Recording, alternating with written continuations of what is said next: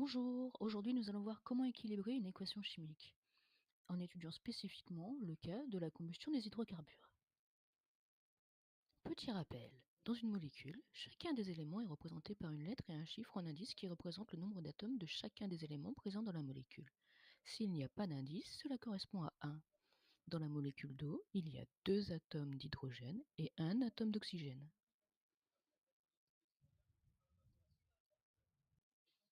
Deuxième rappel sur les coefficients stoichiométriques. Le coefficient précise le nombre de molécules et en conséquence le nombre d'atomes de chaque molécule.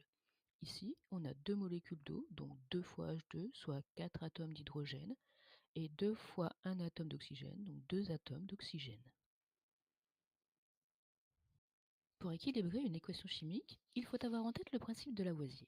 Rien ne se perd, rien ne se crée, tout se transforme. Cela signifie que lors d'une réaction chimique, aucun atome ne disparaît, aucun n'est créé, ils se combinent différemment. Vous devez donc avoir le même nombre d'atomes avant la réaction dans les réactifs qu'après dans les produits. Nous allons prendre l'exemple de la combustion du méthane dans l'air.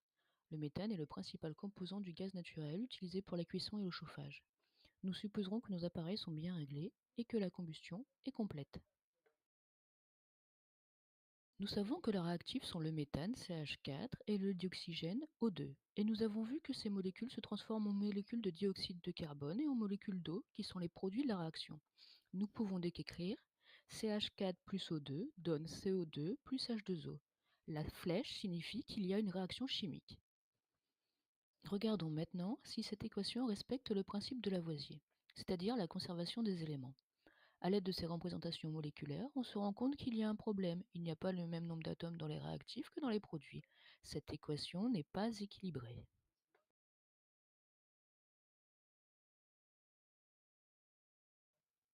Pour nous aider à équilibrer cette équation, nous allons construire un tableau dans lequel nous allons mettre pour chaque élément le nombre d'atomes présents dans les produits et dans les réactifs. Donc ici, nous avons comme élément le carbone, l'hydrogène et l'oxygène. En ce qui concerne le carbone, on a un atome dans les réactifs et un dans les produits. Tout va bien, c'est équilibré. Pour les atomes d'hydrogène, il y en a 4 dans les réactifs et 2 dans les produits. Nous voyons que telle qu'elle est écrite, cette équation ne respecte pas la conservation des éléments. Il faut donc l'équilibrer. Pour cela, nous allons modifier les coefficients stoichiométriques devant la formule brute des molécules. Ce sont les seules modifications possibles.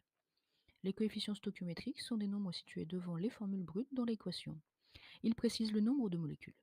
S'il n'y a pas de coefficient, c'est qu'il n'y a qu'une seule molécule. Comment faire en sorte d'avoir 4 hydrogènes dans les produits comme dans les réactifs? Il suffit de préciser que la réaction produit en réalité 2 molécules d'eau, H2O. On place donc 2 devant H2O, ce qui donne 2H2O, donc 4 atomes d'hydrogène. Nous venons d'équilibrer l'équation en ce qui concerne l'hydrogène. Il reste à équilibrer le nombre d'atomes d'oxygène. Il y a 2 atomes d'oxygène à gauche et 4 à droite. Plus d'atomes dans les produits que dans les réactifs, c'est impossible. Il faut donc modifier le coefficient stoichiométrique pour la molécule de dioxygène. En choisissant un coefficient 2, on obtient 4 atomes d'oxygène et on équilibre l'équation. Vérifions avec les modèles moléculaires que l'équilibre est bien réalisé. On a autant d'atomes de carbone, d'hydrogène et d'oxygène dans les produits que dans les réactifs. L'équation est bien équilibrée.